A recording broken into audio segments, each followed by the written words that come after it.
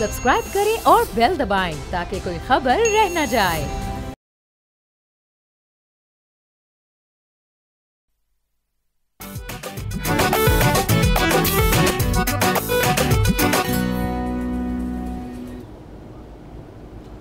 अस्सलाम वालेकुम, बोलो जनाब, मैं बहुत बहुत खुशामदीद। मैं हूँ असद निज़ामी, मेरे साथ हैं अली आफ्ताब। सर क्या हाल है? सर हाल अच्छे हैं और मुझे पता है बड़ा लंबा चौड़ा आज आपका न्यूज़ आपके पास बहुत सारी हैं, लेकिन उससे पहले हम विक्ट्री लैप लेना चाहते हैं। और वैसे तो ज़ाहिर है ये करंट अफेयर्स का शो है, इसमें हम तो लड़के और लड़कियों के अफेयर्स के बारे में भी बात करते हैं, यानी कि हम हर चीज़ के बारे में बात करते हैं, करंट अफेयर्स। हाँ, लेकिन जो कुछ टॉपिक्स हमारे दिल के बहुत करीब हैं, जिनके बारे में हम आए दिन बात करते हैं और पिछले हफ्ते भी हमने बड़ी डिटेल में की। और यहाँ पर ज़्यादातर टॉक शोज़ पे लोगों का एतराज़ होता है कि जी मसले बताए जाते हैं, हल कोई नहीं बताता, तो हमने उनके हल भी बताए और हैप्पी टू रिपोर्ट के गवर्नमेंट ने उस पर एक्शन लिया। सो पहले तो हम बात करेंगे जो आपका एटमॉस्फेयर, जो स्मॉग वगैरह पर लाहौर हाई कोर्ट में एक जो समाअत चल रही थी, तो उसमें जो जज साहब हैं उन्होंने वैसे तो तमाम इदारों को मुबारकबाद दी कि जी बड़ा आपकी सबकी मेहनत रंग ले आई है, मुझे आसमान पे आजकल सितारे नज़र आ रहे हैं। तो वो तो खैर हमें नहीं पता कि क्या मेहनत थी, क्योंकि हमें नहीं पता कि क्या एक्शन लिया गया, लेकिन जो उसमें एक अच्छी बात थी वो हमने, क्योंकि पानी का इशू कई दफ़ा डिस्कस किया और हमने कहा कि मीटर्स लगने चाहिए, तो वासा के जो रिप्रेजेंटेटिव वहाँ पे आए हुए थे उन्होंने बताया कि लाहौर में 2 लाख मीटर लगने के लिए हमने समरी PND को भेज दिया। तो ये बहुत अच्छी बात है। दूसरी चीज़ ये कि हम अक्सर ये बात करते थे कि ना सिर्फ ट्रैफिक सेफ्टी के हवाले से, बल्कि गवर्नमेंट की किटी में पैसे भी ज़्यादा आए, इसलिए हम कहते थे कि चालान सिस्टम यहाँ पर ऐसा होना चाहिए कि जिसमें पॉइंट्स हों और जो है लाइसेंस मनसूख हों, तो और चालान में लिखा आता है एग्जैक्टली और उसमें एक और चीज़ के चालान भी बढ़ाए जाने चाहिए। सो उसमें भी हैप्पी टू रिपोर्ट के लाइसेंस पॉइंट सिस्टम आ रहा है। 20 पॉइंट्स के ऊपर लाइसेंस मनसूख हो जाया करेगा। और वैसे अभी थोड़ा सी लीनियंसी ये है कि 24 चालान के ऊपर, डिपेंडिंग ऑन के वो किस किस्म की वायलेशन है, 2 से 6 पॉइंट कटा करेंगे। लेकिन जो इसमें दूसरी बात है वो ये है कि 1500 सीसी गाड़ी से ऊपर अगर ओवर स्पीडिंग करेगी तो उसका चालान 10 गुना ज़्यादा होगा। सो मेरा ये ख्याल है कि ये हमारी वजह से हुआ है, बार बार हमारे बताने पे हुआ है। कुछ लोग इस वक्त हमें हेट भी कर रहे होंगे कि इस मुल्क में हम पहले ही इतने ज़्यादा टैक्सेस दे रहे हैं, आपने उसमें अब बिजली का बिल भी ऐड करवा दिया और आपने ट्रैफिक के वायलेशन पे चालान भी बढ़वा दिए हैं।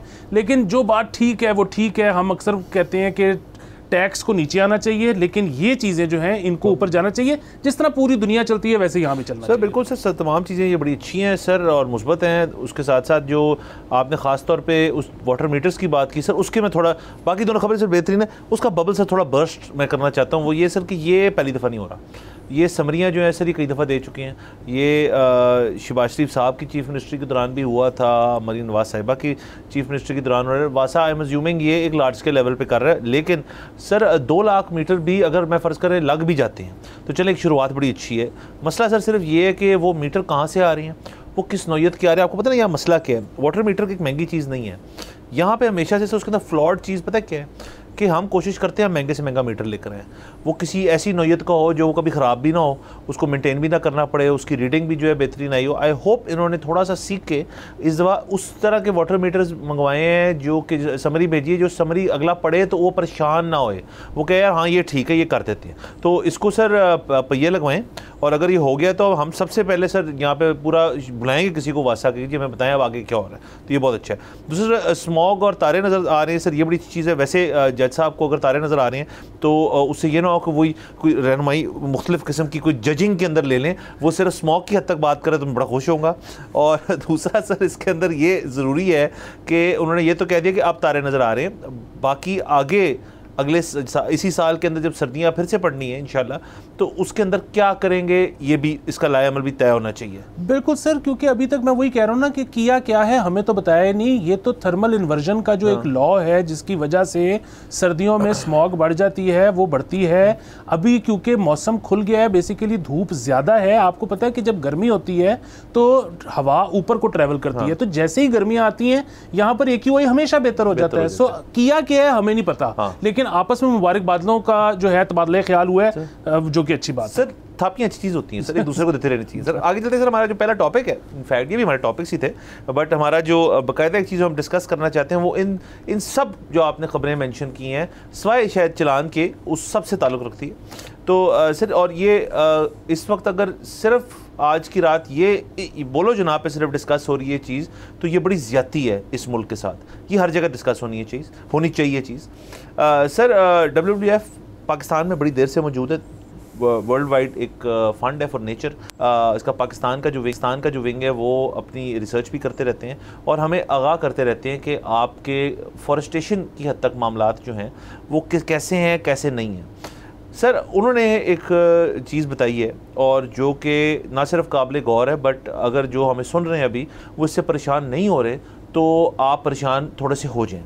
सर वो कहते हैं आपने घबराना है। सर 11,000 हेक्टर जो हैं आप हर साल लूज़ कर रहे हैं ये जंगलात का। सर उसमें वो कहते हैं कि इसकी जो दीगर वजूहात हैं उनमें से आपके क्लाइमेट चेंज है, उसमें आपका वाइल्ड फायर्स भी हैं एक्सक्यूज़ मी, उसके अंदर एग्रीकल्चर लैंड के लिए क्लियर अप करना वो भी एक चीज़ है।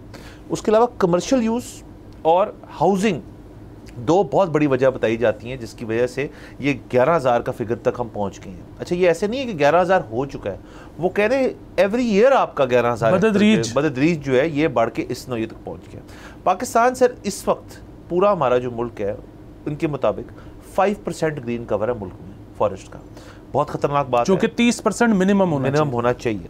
सर उसके अलावा वो कहते हैं कि कराची के अंदर जो है इन्होंने जो कराची का कोस्टल एरिया है वहाँ पे जो मैनग्रोव्स थे उधर भी हाउसिंग बनाने के लिए ढेर सारी कटाई की उनकी, और अब जो मैनग्रोव्स रह गए हैं जो पॉपुलेशन उनकी रह गई है वो अंडर कांस्टेंट थ्रेट है और उनकी एक्सपेक्टेशन है कि 2026, 27, 28 के 3 सालों में ये मैंग्रोव की पॉपुलेशन और कम होने लगी है, जो आगे के प्लान्स हैं। और सर अब इसके साथ हम अब बात करेंगे कि रिफॉरेस्टेशन और किस तरफ हमें जाना चाहिए, नंबर 1। इसके साथ मैं सर एक और ख़बर जो है ऐड कर दूं कि जो मरीम नवाज़ चीफ मिनिस्टर मरीम नवाज़ साहिबा का एक शजरकारी का एक मुहिम है उसका बाकायदा आगाज़ कर दिया गया। मरीम औरंगज़ेब जो हैं उन्होंने उसका एक बाकायदा इजलास के अंदर ये बात की कि जी हम 15 मिलियन जो ट्रीज़ हैं शजरकारी करेंगे, और उस मद में उन्होंने 20 मुकामात पर मुफ्त पौधे जो हैं वो तकसीम किए हैं अवाम को, और ये सारा कुछ जो अब शुरू हो रहा है। और ये एक तरफ हमारे पास ये WWF की एक रिपोर्ट है, उस तरफ पंजाब गवर्नमेंट ये कर रही है, लेकिन ये तो एक सूबाई एफर्ट तो होनी नहीं चाहिए, ये तो एक नेशनल लेवल पे इसकी डिबेट जो है वो छिड़नी चाहिए। ना सिर्फ ये सर बल्कि इसको senate, parliament, supreme court, high courts, हर जगह इस चीज़ की बात होनी चाहिए कि हम कहाँ से कहाँ पहुँच गए हैं और इसके असरात जो हैं वो आने वाली नस्लों के ऊपर कितने बुरे पड़ेंगे, इस चीज़ को सोचने पे सबको मजबूर होना चाहिए। बिल्कुल सर, जिस तरह से आपने मैंग्रोव्स की बात की तो इसी तरह मुतात अंदाजे के मुताबिक अगर ये कम होते रहे तो बहुत मुमकिन है कि खुदा न खास्ता कराची एक दिन ज़ेर समुंदर चला जाए। अब बात ये है कि मैं तमाम लोगों से मतलब जो कराची के रहने वाले हैं और इसके अलावा मतलब लाहौर में भी आप देखें ना कि पानी कम होता चला जा रहा है, जैसे ही पानी ख़त्म होगा तो यहाँ पर ज़ाहिर है रहना उस तरह से आसान नहीं रहेगा। बाकी भी आप जो मसाइल हैं, स्मॉग, ये वो सारा कुछ आपके सामने है। बुनियादी बात यह है कि आप पूरी पाकिस्तान में एक रिवाज है कि पूरी ज़िंदगी की जमा पूंजी लगाकर प्लॉट ख़रीदा जाता है या घर बनाया जाता है, और वो घर जो है मतलब वो बड़ा महंगा है। यहाँ पे एक शख्स पूरी अपनी ज़िंदगी लगाकर मुश्किल से एक घर बनाता है, और जब तक वो घर बनाता है उसकी अपनी ज़िंदगी तो कोई बहुत सालों की रह ही नहीं गई होती, वो तो शायद किराए पे ज़्यादा आसानी से रह ले। वो तो घर बनाता ही इसलिए है कि आगे से उसके बच्चे और उनके आगे से बच्चे उस घर में आसानी से रह सकें, उसको एंजॉय कर सकें। बात यह है कि अगर शहर नहीं रहना तो फिर उस घर का आपने क्या करना है, ये एक बहुत बड़ा सवाल है। अच्छा, दूसरी चीज़ ये है कि बड़ी अच्छी बात है कि जी ये सूबाई लेवल पे ही सही, एक सूबे में ही सही, लेकिन ये शुरू हुआ है। इसमें PHA को ऑर्डर मिला है 56 लाख दरख्त लगाने का, पौधे लगाने का, और कोई जो आपका LDA है वो भी कह रहा है कि जी हम 2 लाख अपने अलहदा से लगाएंगे। अच्छा, बड़ी अच्छी बात है। ये जो बांटे गए हैं कुछ मुकामात पे, 20 मुकामात पे, ये भी अच्छी बात है। ये भी जिस तरह से आप कहते हैं पहली दफ़ा नहीं हुआ, पहले भी कई दफ़ा हो चुका है। मैं खुद 1-2 ड्राइव्स में जाकर पौधे ला चुका हूँ, वहाँ से। का बड़ा मैंडेट था। एग्जैक्टली। बुनियादी बात ये है कि ये पौधे तो आपने ले लिए, लगाने कहाँ पर हैं? मतलब मेरे घर में तो मुश्किल से शायद एक दरख्त की जगह निकले, छोटा घर है। उसके अलावा मैं किसी भी जगह पे लगाऊंगा। मैं बल्कि कल ड्राइव कर रहा था तो मैं एक जगह पे देखा कि 2 बोर्ड्स लगे हुए थे कि plant trees for your future. मेरा सवाल ये था कि कहाँ? आप पौधे तो दे देंगे, बल्कि मैं आपको एक और मज़े की बात बताऊँ। मेरा आपको पता है कि मैं तो खुद ये ड्राइव करता हूँ। जी सर, आपका पैशन है। बिल्कुल। मैं और आप अपने अभी फेसबुक पर लगा देना कि हम लाहौर में दरख्त लगाना चाहते हैं तो एहतियात दें। तो जो हमारी इमीडिएट फैमिली, कज़न्स और फ्रेंड्स जो है ना, वो शायद लाखों रुपए भेज देंगे कि यार ये लगा लो। सवाल ये है कि कहाँ लगाने हैं। यहाँ पर आप किसी हाउसिंग सोसाइटी में लगाते हो तो वो आ जाते हैं हाउसिंग सोसाइटी वाले कि जी आपने परमिशन किससे ली है, यहाँ पे तो मैंडेट ही नहीं है आपका लगाने का, ये तो हम बताएंगे कि कहाँ लगाना है। अच्छा, आप उनको कहो कि जी बिल्कुल ठीक है आप लगा लें, ये हमसे ले लें, तो आपको पता लगेगा कि वो 3-3 महीने पौधे आपके उनकी नर्सरी में पड़े रहेंगे, वो कोई फैसला ही नहीं हो पाएगा कि इसको कहाँ लगाना है। मैं तो ये कह रहा हूँ कि फ्री पौधे जो ये बांट रहे हैं बड़ी अच्छी बात है, लेकिन ये तो एक ऐसा इशू है जिस यहाँ ये पाकिस्तान जो है ना फिलैंथ्रोपी के मामले में बड़ा अच्छा मुल्क है। यहाँ पर हमने देखा है कि अस्पताल चलते हैं चंदे के ऊपर, यहाँ पे हमने देखा है लंगर खाने चलते हैं चंदे के ऊपर। तो यहाँ पर अगर हम जैसे लोग या सरकार चंदा मांगेगी दरख्त लगाने के लिए, लोग दे देंगे। बात तो ये है कि मेरा तो ये ख्याल है कि पौधे बांटने से पहले एक जगह मुख्तस करें, हमें बताएं कि जी ये जगह है जहाँ पे आके आप प्लांट कर सकते हो, तो उसके बाद फंड्स तो बल्कि हम रेज करेंगे, हम गवर्नमेंट पे ये बोझ आने ही नहीं देंगे। सर बिल्कुल सर, देखें ये जो मिलियंस ऑफ ट्रीज़ की बात हो रही है, इनके लिए तो जगह मुख्तस करके इन्होंने ये प्रोग्राम बनाया है शजरकारी का। अलबत्ता देखें 56 लाख जो है वो पहली फेज़ में शायद कर रहे हैं, इस किस्म की चीज़ें सारी PHA कर रहा है, वासा कह रहा हूँ LDA जो है वो 2 लाख कर रहा है, उनके लिए तो जगह मुख्तस है। अब फ़र्ज़ करें ये एक अवामी एफर्ट है ना, ये ऐसे तो नहीं है कि ये कह रहे हैं सिर्फ महकमों को कि आप सब दरख्त लगाएं अपनी अपनी दफातर के बाहर, ये तो ऐसे तो नहीं है ना। आवाम को इसके साथ इंक्लूसिव करके आप कह रहे हैं कि जी हम सारे शजरकारी करेंगे तो ये मसला हल होएगा, जो कि बिल्कुल ठीक है। Heart is in the right place, spirit उसकी बिल्कुल बेहतरीन है। अलबत्ता आपको और मुझे अगर पहुँचा दिए जाएँ जो पोस्टल बैलेट नहीं होता सर, पोस्टल ट्रीज सर पहुंच जाए हमारे घर के अंदर, हम घर के अंदर, जैसे आप कह रहे हैं हर शख्स जो है वो घर के अंदर तो नहीं फिट कर सकता ढेर सारे दरख्त। अच्छा, आप अपनी ग्रीन बेल्ट में भी नहीं कर सकते, आप अगले वालों की ग्रीन बेल्ट में नहीं कर सकते। अच्छा, ग्रीन बेल्टों से दूर हो जाएं, आप चले जाएं फुटपाथों के ऊपर जो ग्रीन बेल्ट्स होती हैं वहाँ नहीं कर सकते, आप पार्क्स के अंदर नहीं लगा सकते। आप फ़र्ज़ करें हाउसिंग सोसाइटी से बाहर आ जाएँ, देखें लाहौर का स्ट्रक्चर क्या है सर, जहाँ हाउसिंग सोसाइटी नहीं है वहाँ LDA है, जहाँ LDA नहीं है वहाँ हाउसिंग सोसाइटी है, दोनों जो है आपको इजाज़त नहीं देते। तो आप ये भी तो बताएं ना हम किधर लगाएं। फ़र्ज़ करें हमें बता भी दिया, मैं यकीन से कहता हूँ सर कि अगर जब आप लगाने जाएंगे ना, ये सर्कुलर हर बंदे को नहीं मिला होगा, उनका जो गार्ड है, चौकीदार है, उस महकमे का या उस पार्क का कोई इंचार्ज है, कहेगा आप होते कौन है यहाँ पर लगाने के लिए। सर दूसरी बात आपको याद होगा सर, आज से कुछ साल पहले एक वीडियो जी बहुत वायरल हुई थी, वो ये थी कि किसी तरह को ये PTI का दौर था कि दरख्त लगाए हुए थे कहीं, वो PTI के दरख्त नहीं थे, अलबत्ता किसी हाउसिंग सोसाइटी के अंदर ही किसी शख्स ने या सोसाइटी ने सैपलिंग्स थे, और वो कोई गाड़ी रुकती है और वो 6-8 जो है वो उनको पुट के गाड़ी में रख के ले जाते हैं। अब उसके ऊपर बाद में उनका क्या हुआ हमें नहीं पता। तो यहाँ पे आवाम को भी एजुकेट करेंगे, भाई लगे रहने दो सर, ये भी बहुत बड़ा मसला है यहाँ पे। तो कहेंगे जी हमारे घर में कितना अच्छा लगेगा, हम उतार के ले जाते हैं। ये एफर्ट जो है हमेशा की तरह हम कहते हैं कि जी आपका जो है ना package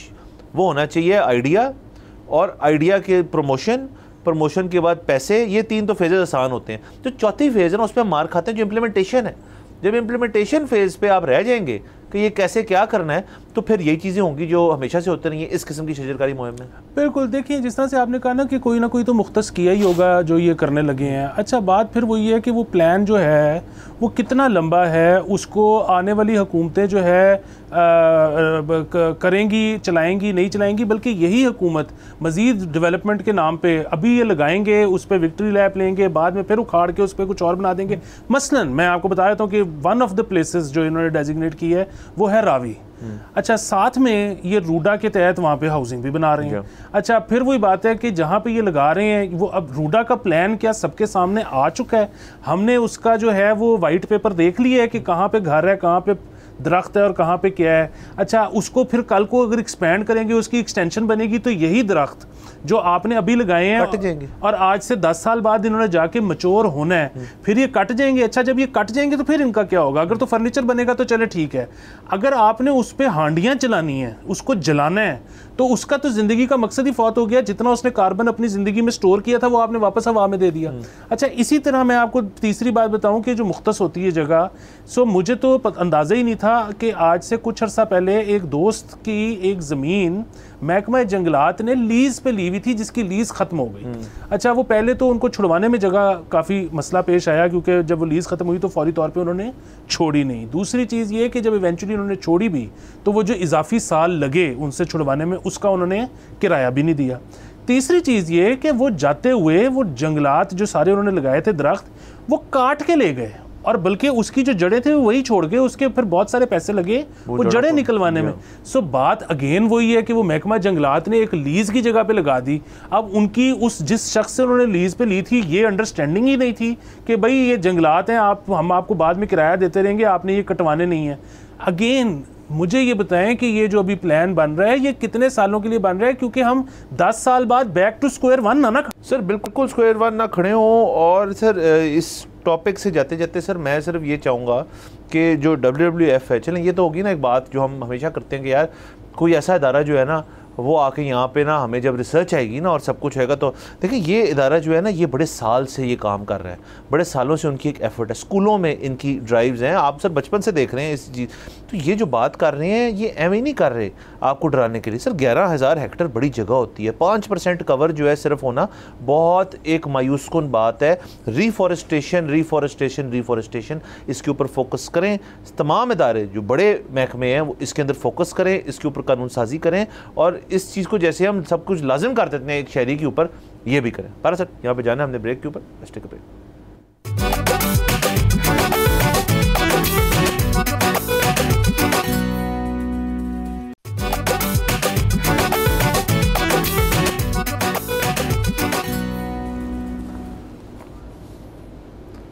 welcome back from the break. आप देख रहे हैं बोलो जनाब। सर आगे चलें प्लीज़। सर आपको पता है हमारा दो जो सबसे लेस टॉक्ड अबाउट जो जगहें हैं, जो सेक्टर्स ऑफ सोसाइटी ऑफ हैं, वो एजुकेशन है और हेल्थ है। लेकिन इस शो पे सर हम कोशिश करते हैं कि हम उनको बाकायदा कवरेज दें, और ऑब्वियसली क्लाइमेट चेंज को भी जिस पर हमने बात कर ली है। तो सर हेल्थ सेक्टर की बात कर लेते हैं। सर खबर ये है सर कि गैर हाज़िरी प्राइवेट कॉलेजेस में पढ़ाने पर 19 नर्सेज मुअत्तल कर दी गई हैं। सर आपको पता है नर्सिंग एक ऐसा शोबा है जो कि बहुत बहुत ज़रूरी एक चीज़ है। आपके किसी भी हॉस्पिटल इन्वायरमेंट के अंदर जो है उसकी स्मूथ रनिंग जो है वो नर्सिंग स्टाफ के बगैर हो ही नहीं सकती। जो डॉक्टर्स होते हैं वो तो ऑब्वियसली उस हयाकी में ऊपर होते हैं जो इंडिकेट कर रहे होते हैं जी के जो आपकी जो पैटर्न है, जो आपकी स्ट्रेटजी है एक इलाज की वो क्या है, लेकिन उसकी इम्प्लीमेंटेशन जो है वो फिर नर्सेज जो है वो करती हैं या करते हैं। और उसके अंदर ऑब्वियसली आपकी दवाई की एडमिनिस्ट्रेशन है, उसके अंदर आपका वैसे ही हाइजीन केयर है, उसके अंदर आपको कंफर्टेबल रखना, आपसे गुफ्तगू करना, ये तमाम चीज़ें जो है नर्सिंग के शोबे में आती है। तो सर जब इस किस्म की खबर आती है ज़ाहिर है हमें दुख भी होता है। अलबत्ता इसके अंदर ये बात बिल्कुल है कि क्योंकि इससे पहले भी पिछले हफ्ते भी खबर आई थी कि कुछ जो नर्सिंग स्टाफ है चंद अस्पतालों का वो रिश्वत दे के अपनी छुट्टियों में इजाफे करवा रही थी या करवा रहे थे, तो उसके ऊपर भी एक्शन लिया गया है। ज़ाहिर है जो चीज़ ख़िलाफ़ है आपकी बायलॉज की किसी अस्पताल की या किसी भी चीज़ की, उसके ऊपर तो मुअत्तल करना चाहिए। अलबत्ता किसी को अगर वो पढ़ा रहे हैं और अपनी जो अपना स्किल सेट है वो पास ऑन कर रहे हैं, उसके ऊपर मुअत्तल कर देना जो है बड़ा स्ट्रिक्ट एक्शन है। और बाकी सर इनका जो शोबा है उसके अंदर और भी बड़े मसले उनको ज़रा डिस्कस कर लेते हैं। बिल्कुल सर, देखें अगर तो अपने जिस जगह पर उनकी नौकरी है वहाँ से गैर हाजिर होकर ये किसी और जगह पर पढ़ा रहे थे तो उस पर तो मुअत्तल होना बनता है जी। लेकिन अब जाहिर है गवर्नमेंट को ये भी सोचना चाहिए कि हम इनको कोई जो है इंसेंटिव दें, कोई हम इनके लिए स्केड्यूल ऐसा डिज़ाइन करें कि अपने जो ड्यूटी आवर्स हैं ये तो वो पूरे करें, उसके अलावा कोई मतलब इनका जो ऑफ डे होता है उस दिन इनको पढ़ाने की भी इजाज़त हो, ताकि एक तो इनकी इनकम स्ट्रीम बढ़ जाए, दूसरा जैसे बुनियादी बात आपने की कि इनका जो स्किल सेट है वो पास ऑन हो सके। अच्छा, अब ये जो नर्सिंग है ना ये ऐसा शोबा है, अब अक्सर बात होती है ना कि जी AI जब आ जाएगा तो इंजीनियर्स की भी ज़रूरत नहीं रहेगी, डॉक्टर्स की भी ज़रूरत नहीं रहेगी।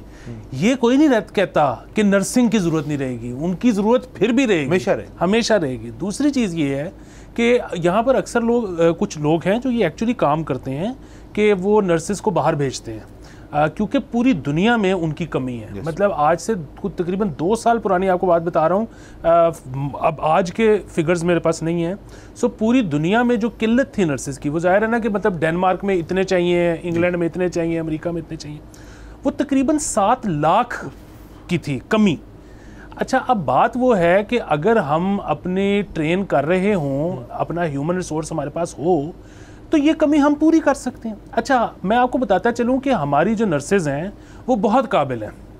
थोड़ा सा एक उनका कुछ का हैंडीकैप होता है लैंग्वेज का, बट वो कोई ऐसी बड़ी बात नहीं है। वो मतलब नर्सिंग स्कूल के अंदर एक एडिड सब्जेक्ट वो ओवरकम हो सकता है।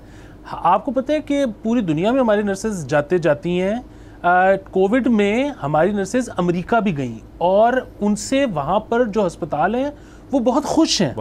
अच्छा, अब बात वही है कि मतलब यंग हमारे पास लोग आते हैं, हमसे अक्सर पूछते हैं कि जी हमें क्या प्रोफेशन अपनाना चाहिए, और जिसका जवाब आपस की बात है हमारे पास भी नहीं होता। उसकी वजह है कि दुनिया इतनी तेज़ी से बदल रही है, प्रोफेशंस इतने तेज़ी से बदल रहे हैं। अब तो सबको ये कहा जाता है कि आपने हर थोड़े दिन बाद अपने आप को री इन्वेंट करना है, क्योंकि जो आप कर रहे हो वो 4, 5, 6 साल से ऊपर वो गिग नहीं चलेगा। लेकिन अगेन ये एक ऐसी चीज़ है कि सरकार और प्राइवेट अगर इसके इदारे हों, इसमें जितनी इंडक्शन की जाए, अभी फिर वही बात है कि पाकिस्तान फुल थ्रॉटल पे भी जाए ना, अगले 10-20 साल में मुझे इस फील्ड में सैचुरेशन नज़र नहीं आती। आखिरी चीज़ मैं इसमें कहूँगा कि पाकिस्तान के अंदर, मतलब ये तो वो हम बात कर रहे हैं कि बाहर जो कमी है उसको पूरा करना है, पाकिस्तान के अंदर इतनी कमी है कि हमारे यहाँ पर जो सरकारी अस्पतालों में नर्सेज हैं उनके पासपोर्ट नहीं बनाए जाते इस डर से कि ये जाएंगी तो फिर वापस नहीं आएंगी। तो यहाँ ये मसाइल हैं इतनी बड़ी। अच्छा देखें, वही जो है ना कि हर मसले में एक अपॉर्चुनिटी होती है, इसकी अपॉर्चुनिटी तो बहुत सामने पड़ी है कि इस वक्त मेरे ख्याल में सरकार को as business point of view सबसे ज़्यादा जोर यहाँ पर देना चाहिए। इससे आपका जो बेरोज़गारी वाला मसला है वो ख़त्म होगा, आपका लोग बाहर जाके ज़र मुबादला भेजेंगे, वो डॉलर का मसला ख़त्म होगा।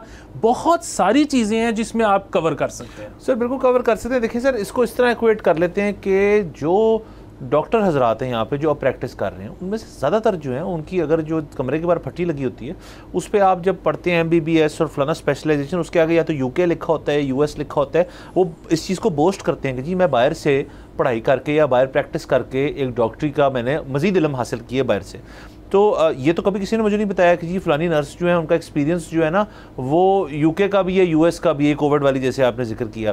और वो इस वजह से नहीं बताती क्योंकि दुनिया भर में डॉक्टर्स के बाद इस शोबे को कंसिडर किया जाता है। बट आप किसी डॉक्टर जो कि अपने से बहुत ज़्यादा इंप्रेस्ड नहीं है उससे पूछेंगे जी कि आपकी फंक्शनैलिटी जो है उसके अंदर एक बहुत जदीद रोल किसका है, तो वो नर्स का ही कहेगा, नर्सिंग स्टाफ का ही कहेंगे, उन्होंने उनसे काम लेना होता है। सो ये क्यों नहीं है कि डॉक्टर्स को इजाज़त दी जाती है कि आप जाएँ, ज़रूर जाएँ, बाहर जाएँ, काम करें। कुछ तो डॉक्टर्स हैं जो आधा साल यहाँ होते हैं, आधा साल बाहर होते हैं। वाई नॉट फॉर नर्सेज, एक ये बात है। दूसरा सर, आपने जैसे जिक्र किया कि सर तकरीबन 7 लाख की किल्लत है दुनिया भर में, यानी कि सर तकरीबन एक जो PTI का जलसा होता है उतनी किल्लत है वो तमाम नर्सेज की। तो वो सर चीज़ पूरी करना जो है, आप सोच ही नहीं सकते कि 700,000 पीपल, स्किल्ड पीपल को प्रोड्यूस करना दुनिया के लिए कितना मसला है। और फिर इससे ये देखें कि ये जो शोबा है इसके अंदर काफ़ी एक्सपर्टीज़ हासिल करना कोई आसान चीज़ भी नहीं होगी। ये है प्योर एक्सपीरियंस ड्रिवन एक शोबा है। आप ये नहीं कर सकते कि किताबी इंफॉर्मेशन लेके आप एक हॉस्पिटल एनवायरनमेंट में जाएं तो वो सब कुछ अप्लाई हो जाएगा और सब कुछ ठीक हो जाएगा। Obviously not. इसके अंदर एक्सपीरियंस जो होता है वो बहुत काउंट करता है। तो आप ये कर लें, मेरा तजवीज़ है, आगे बाकी समझदार हैं, कि एक नर्स, और मैं मानता हूँ इस बात में कि जी आप अपनी डोमेस्टिक ज़रूरियात पूरी करें। आप जो fresh out of nursing school जो हैं मर्द या ख़वातीन, उनको आप सबसे पहले यहाँ पे कहें जी कि इतना टाइम आपने लगाना है, उसके बाद you are free to go, आप अपना करियर कहीं चेस करें। ऑब्वियसली सर फिर उसके अंदर कुछ लोग जो अपनी मजबूरियों की वजह से यहाँ रह जाएंगे और कुछ ऑप्ट करेंगे जाने के लिए, क्योंकि वहाँ पे एक ज़िंदगी का लाइफस्टाइल बेहतर है, पे बेहतर है, सब कुछ है। और ये कैसे एक हुकूमत जो है इस चीज़ का फैसला कर सकती है कि जी आपकी जो अपॉर्चुनिटी है वो हम नहीं देंगे क्योंकि हमने आपको यहाँ बांध के रखना है। देखिए बात वही है कि अगर स्टेडीली नए बच्चे बच्चियां आपके पास आ रहे हैं पढ़ के तालीम हासिल करके, तो फिर ऊपर वाले अगर जा भी रहे हैं तो आपको इतना कोई मसला होगा नहीं। असल चीज़ तो ये है कि इन्फ्लक्स पूरा होना चाहिए। दूसरी चीज़ ये है कि जो आपने कहा ना कि डॉक्टर्स अक्सर वापस आ जाते हैं, नर्सेज नहीं आते, और उसकी दो वजूहत है ना। देखिए डॉक्टर को ये महसूस होता है कि मैं यहाँ पर भी आके उतने पैसे कमा सकूँ या ना कमा सकूँ, बहुत पैसे कमाऊँगा, एक मेरा बड़ा अच्छा लाइफस्टाइल होगा। नर्सेज को ऐसा नहीं लगता कि जब वो वापस आएंगे, या हम नर्सेज को उतना पे नहीं करते जितना पूरी दुनिया करती है। और सर मैं इसमें एक और चीज़ डाल दूँ, यहाँ पर नर्सेज की उतनी इज्जत भी नहीं है जितनी बाकी पूरी दुनिया में है। हम जो है वो उनको बहुत इल ट्रीट करते हैं, और इस पर भी मेरे ख्याल में एक आगाही होनी चाहिए। लोगों को बताना चाहिए कि मतलब एक नर्स जो है वो 8 घंटे उसने, बल्कि 12 घंटे, कई दफ़ा उससे भी ज़्यादा अपने पैरों पे गुजारे हैं अस्पताल में, तो उनके साथ बात करने का एक तरीका होना चाहिए। एक तरीका होता है सर। मैं तो ये कहूँगा कि यहाँ की नर्सेज तो ख़ास तौर पे बाहर जो है वो बड़ी ज़बरदस्त परफॉर्मेंस दे सकते हैं। उसकी वजह ये है कि सर यहाँ पे जिस किस्म की वाहियात पेशेंट्स जो हैं आपसे उनको डील करना पड़ता है सर। उनके अटेंडेंट्स वगैरह सबसे जिनको आप डील करते हैं, जो जिस किस्म की लैंग्वेज की दफ़ा इस्तेमाल होती है, मैं ये नहीं कह रहा कि किसी एक अस्पताल में, प्राइवेट पब्लिक सब में सर यहाँ पे करते हैं। ये बताना कितना मुश्किल काम है कि मुलाकात का टाइम खत्म हो गया। नहीं, कुछ इसकी तो कॉन्सेप्ट ही नहीं है सर। इसका तो कॉन्सेप्ट नहीं है। वो तो उनका बस चले तो वो जब सर्जरी हो रही हो तो ऊपर देख रहे हो कि अच्छा उनकी करने लगे हो तो सर ये तमाम मसले मसाइल हैं। इस सेक्टर को भी हाईलाइट करें, बताएं। ये उनका मैंडेट है मुअत्तल करना किसी को, लेकिन हम तो एक ओवरऑल बात करें कि इस शोबे के ऊपर तवज्जो देनी चाहिए। बार सर यहाँ पे हमने ब्रेक पे जाना है। Let's take a break.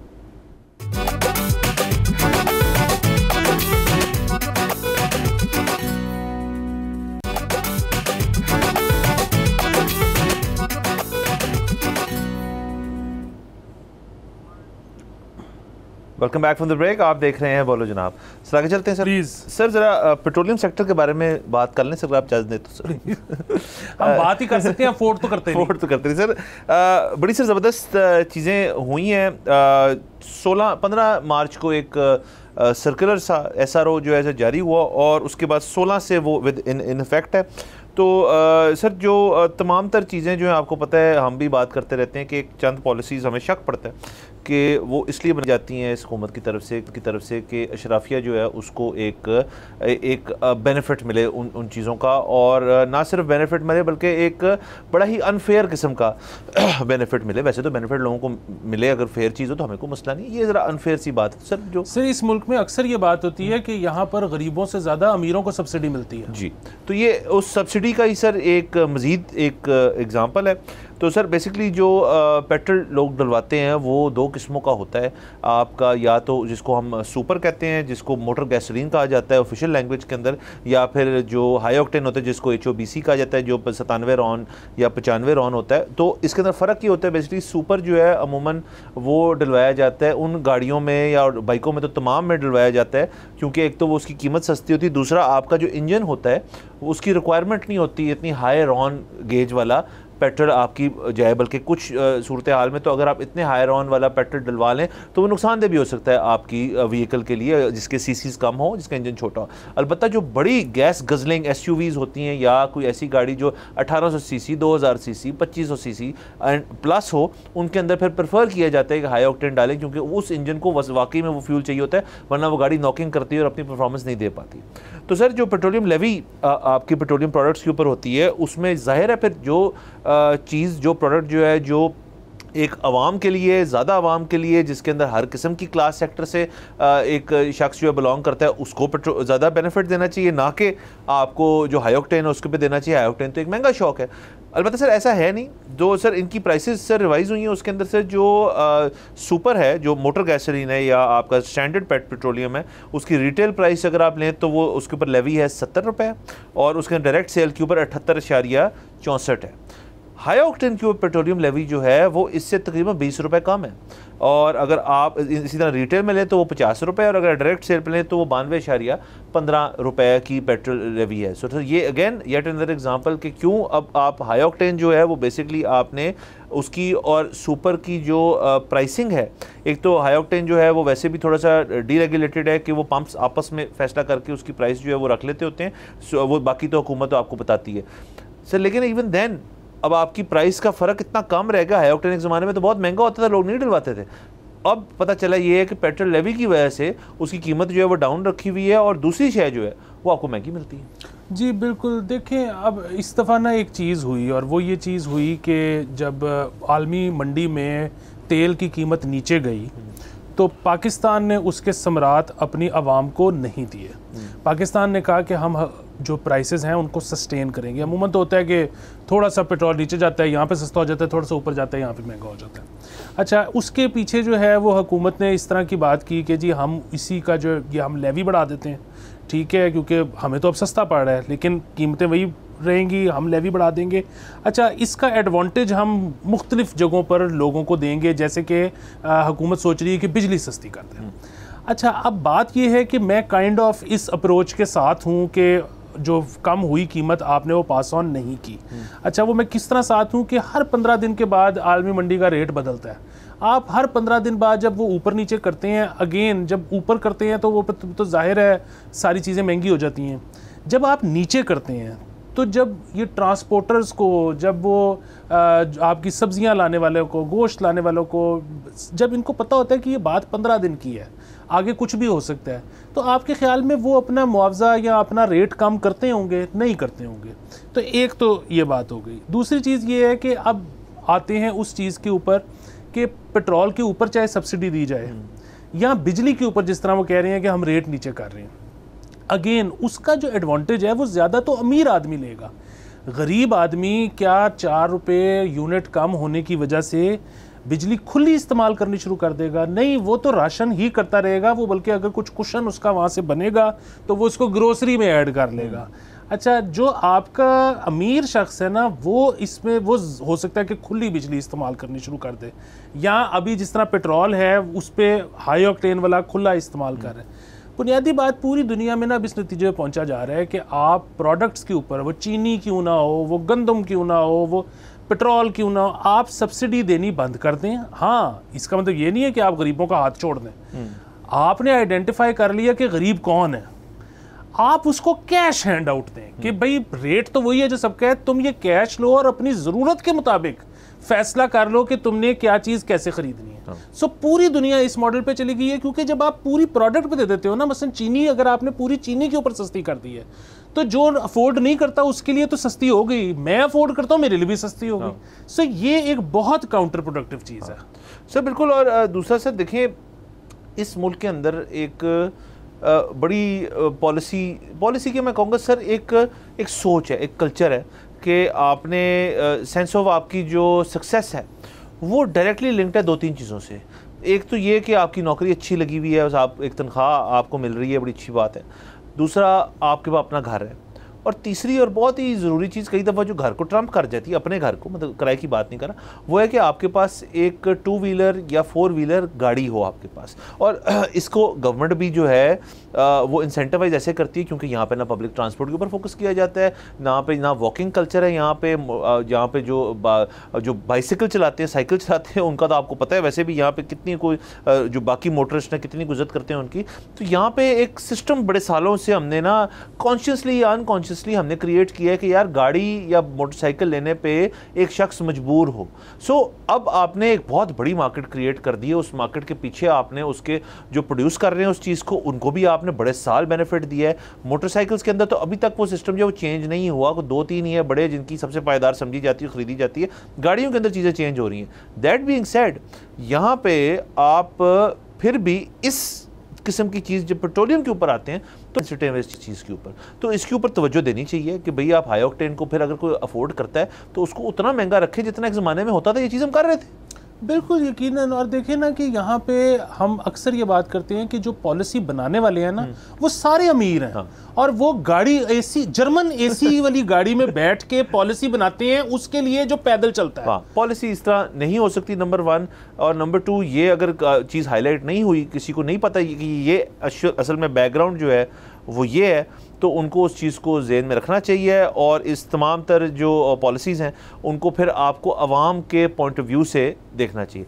बहरहाल सर, हमारा आज का वक्त ख़त्म हो जाता है। स्टोरियाँ तो हमारे पास आपको पता है बेतहाशा होती हैं, लेकिन कल हम सर बाकी चीज़ें जो कवर करेंगे। आज के लिए हमें इजाज़त दीजिए। खुदा हाफ़िज़।